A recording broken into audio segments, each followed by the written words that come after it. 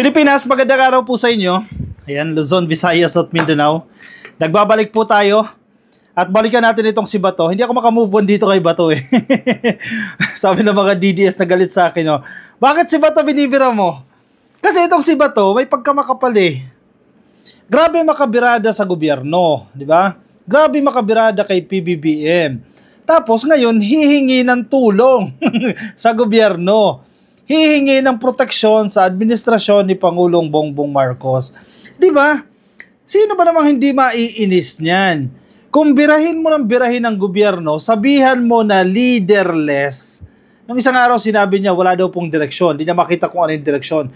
Leaderless. Kumbaga wala nagpapatakbo sa Pilipinas. Matapos yung mga birada mong yan, nanlilimos ka ng proteksyon mula sa gobyerno. At kapag hindi raw gawin ng gobyerno yan na protektahan, not directly saying na siya, kung hindi raw po protektahan ng gobyerno ang bawat citizen ng Pilipinas, abay yan daw po ay isang impeachable offense.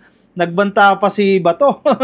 Oy, Marcos, kapag hindi mo ako protektahan, impeach ka namin. Oy, ganyan yung tono, ka-coffee. Ganyan ang basa ko sa sinasabi niya. Sinong hindi maiinis niyan? Kung ganyan ang tono ni Bato, maiinis at maiinis ka talaga. Sige, dito muna tayo. Highlight muna tayo, ka-coffee, bago tayo mag-proceed sa mahaba niyang statement. Yan o. Si Bato. Sabi niya, well, it is the duty of the government to protect its citizens. Duty ng gobyerno yan. At kapag iyan ay pababayaan ng ating gobyerno, particularly ng chief executive, that is impeachable offense. Si PBBM ang tinutukoy niya dito, Chief Executive. Kapag pabayaan daw po ni PBBM ang kanyang mga citizen, in this case, siya, dahil siya ang tinutukoy dito sa ICC, impeachable offense daw yan. So parang nagbabantay ang Marcos, umayos-ayos ka dyan. Or else, ipapa-impeach ka namin. Wow! Hinayaan na lang niya na lapastanganin ang ating soberanya ng ibang entity like Interpol or ICC. Kung hayaan niya na hindi niya dispensahan o depensahan ang kanyang mga sasakupan, well, alam mo na kung anong kikahihinatnan niyan. That is an impeachable offense. Talaga ba, Bato? Coming from you, Bato, ha? Coming from you. O sige, Marcos, makinig ka. Executive Secretary Lucas Bersamin, makinig po kayo.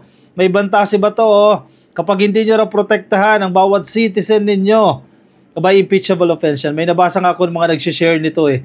Sabi, bakit? Nung panahon yung tukang, prinotektahan nyo ba yung mga estudyanteng chinugi? Diba? 30,000 yung namatay. Oh, walang due process na nangyari. Suspect lang. Makaramihan sa kanila suspect lang. Chinugi. Prinotektahan nyo ba sila?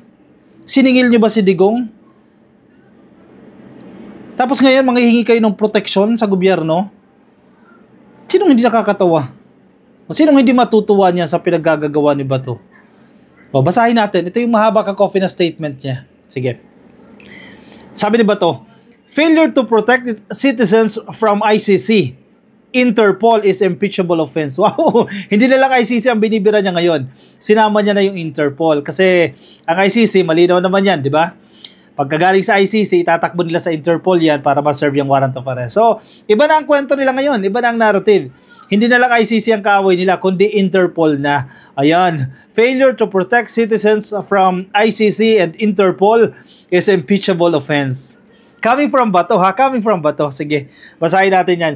Senator Bato de la Rosa said, a president's failure to protect citizens from the International Criminal Court and the International Criminal Police Organization or Interpol constitutes an impeachable offense. Sa madaling sabi, ang definisyon nila ng proteksyon, kapag ibinigay ng gobyerno ng Pilipinas, itong si Duterte at itong si Bato sa Interpol, dahil yan mukhang mangyayari, ka-coffee eh. Mukhang natatakot na itong mga to dahil papalapit na eh. Kapag ginawa ng gobyerno yan, na tumulong sa Interpol at makuha yang si Digong at si Bato, yan po ay isang impeachable offense daw. So kapag pinayagan ni PBBM ang Interpol na dakipin itong mga to, ipapa-impeach nila si PBBM. Dahil impeachable offense yan eh. Bakit nila sasabihin na impeachable offense yan kung wala silang plano in the future na i-impeach ang presidente? Uy, masyado kayong na-excite. Masyado kayong na-excite ha. Isang malaking good luck sa inyo dyan.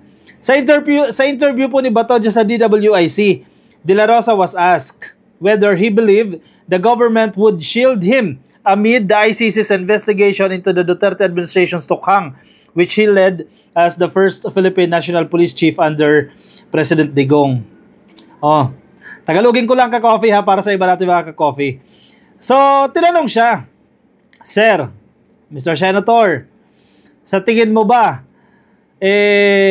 puprotektahan ka ng gobyerno ng Pilipinas once po na dakpin na kayo o mag-proceed itong investigasyon na ito ng ICC?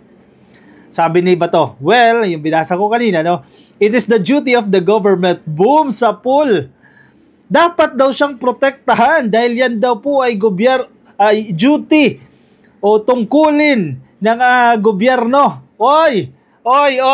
ES, nakikinig ba kayo dyan? Napakinggan niyo ba itong sinabi ni Bato? Protektahan daw siya laban sa ICC dahil tungkulin niyo raw yan. Dahil trabaho niyo raw yan. At kapag yan ay pababayaan ng ating gobyerno, sabi ni Bato, particularly ng Chief Executive, that is impeachable offense. Sabi ni Bato. Talaga ba? He criticized any decision to allow entities like the ICC or Interpol to undermine the country's sovereignty, calling it a betrayal of duty. Tingnan mo naman, ang definition ni Bato ng betrayal of duty. Ano pala yung ginawa natin kay Alice Guo? Nahuli si Alice Guo dahil sa tulong ng Interpol. Ibig sabihin ba niya ng Indonesia nagkaroon ng betrayal of duty? Ang Chief Executive ng Indonesia nagkaroon ng betrayal of duty? At impeachable offense din ba yan? Dahil tinulungan tayo ng Interpol para madakip si Alice Guo. Ganoon din ang mangyayari niyan eh. Tutulong ang gobyerno ng Pilipinas sa Interpol para i-serve yung warrant of arrest sa inyo. So yan daw po betrayal of duty, sabi ni Bato. Ina-undermine daw po yung soberanya ng Pilipinas. Wow! Saan galing to, Bato? Anong pinaghuhugutan nito? Hinahayaan na lang niya na lapastanganin ang ating soberanya ng ibang entity like Interpol or ICC. Nangyari na ba? Ba't ganyan ang tono? Hinahayaan na lang niya ni PBBM na lapastanganin ang ating soberanya ng ibang entity like Interpol or ICC. Sabi ni Bato, kung hayaan niya na hindi niya depensahan ang kanya mga kinasasakupan, well, alam mo na kung anong kahihinatnan yan. That's an impeachable offense, sabi ni Bato. Nagbabanta.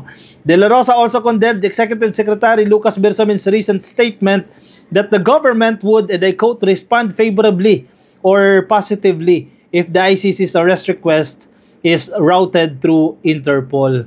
Diyan sila nagpapanik ka-coffee. Ngayon nagpapanik talaga sila sa nangyayari ngayon kasi mabilis ang development na. Kung last year medyo mabagal-bagal yung ICC, ngayon medyo mabilis-bilis na ka-coffee. Mas nagiging aggressive na ito eh. Kasi alam na nila ang gagawin eh. Alam na nila ang ruta kung paano madadakip itong si Digong at itong si Bato para mapanagot sila sa pamamagitan ng Interpol. Kaya tingnan ninyo, yung change of narrative. Noon ang binibira nila Bato, nila Digong, kampo nila mga DDS. Ang binibira nila ICC lang. Hindi nila dinadawit ang Interpol. Ngayon sinama na nila. Pati Interpol kasama na. Kung di ba naman kayo nag-iisip, tumutulong nga sa atin ang Interpol tapos bibirahin ninyo. Paano? Magiging kalaban nila kasi Interpol ang magsaserve sa kanila ng warrant De La Rosa went on to accuse the current administration of lacking direction and leadership. Yun ang sinasabi natin kanina. Di ba galing po sa kanya? Galing sa kanya Leaderless nga raw tayo at kulang tayo sa direksyon. Tila itong gobyerno na ito ay isang leaderless. Hindi mo alam kung saan ang direksyon ng gobyerno na ito. Sino ang nagtitimon sa gobyernong ito? Sabi ni Bato. Kasi iba raw po yung sinasabi ni Bersamin at iba daw po yung sinasabi ni PBBM. Wala namang pinagkaiba. Ang sinasabi ni PBBM, ang ICC walang jurisdiction sa atin.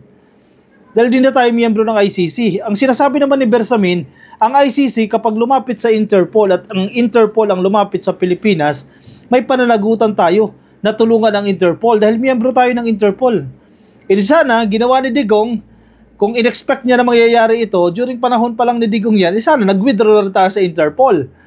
Hindi In fact, malaki na tutulong sa atin ng Interpol. Tingnan mo si Teves. Maaresto ba yan si Teves without the help of the Interpol? Yung kay Alice Guo, best example yan. E di sana nag-e-enjoy ngayon si Alice Guo sa iba't ibang bansa. O, palipat-lipat lang. Singapore, Indonesia, Malaysia, kung saan yan. Kung hindi tayo tinulungan ng Interpol. Ngayon, bibirahin nyo ang Interpol. De La Rosa also called on Senate President Chis Escudero to protect. Ay! Hindi lang, ngayon ko lang nabasa to Pati pala si Chis Escudero. Para siyang nanlilimos ng proteksyon ka Coffee. Nakakaawa naman si Bato dito. Nanlilimos siya ng proteksyon sa boss niya, sa Senate President Chis Escudero. No? De La Rosa also called on Senate President Chis Escudero to protect him. Uy! Bakit biglang nanlambot? Bakit parang medyo nabahag ito? Oy, Chis Escudero, protektahan mo raw si Bato, Protect him and Senator Bongo, who are both under ICC investigation. Anyari ba to? Sabi nyo noon Sabi nyo kay Trillanes, sumama ka pa, ikaw magposa sa akin. Sama ka dyan sa ICC. Sabi naman ni Digong, ICC, madaliin nyo yung investigasyon nyo habang buhay pa ako. Tapos ngayon, biglang naduduwag na. Depende yan sa magiging bayag ng aming term ni Bato. Apologize for the term. Depende raw po yan sa teeth ng aming Senate President kung gaano niya kami protektahan. Kung sabihin niya, no, our Congress is still in session. You cannot touch my people, you cannot touch my senators. So kung panindigan niya yan, then, well and good, sabi ni De La Rosa. Wow, gagamitin niya yung kanyang pagiging senador dahil while in session daw. Sakto patapos na ang session. February 19? Tama ba? February 19 magbe-break ang Senado for the campaign Huy, wala na sa session. O hindi niya na pwede magamit yung argument na yan. Kapag naka-break. Di ba? And kapag natalo pa siya, wala na talagang proteksyon. Kanino siya tatakbo ng proteksyon? Kapag natalo siya, yun na lang. Pag lagi senador to si Bato, medyo lalakas-lakas ng bahagya kasi i-insist niyan. In session ng Congress, ang Senado, no, hindi siya pwedeng magalaw, etc. etc. Pero yan ba, alinsunod? May ganyang policy ba ang International Criminal Court na hindi ka pwedeng arrestuhin while you are in session? I think wala. Walang ganyang policy. Dito lang sa Pilipinas yan.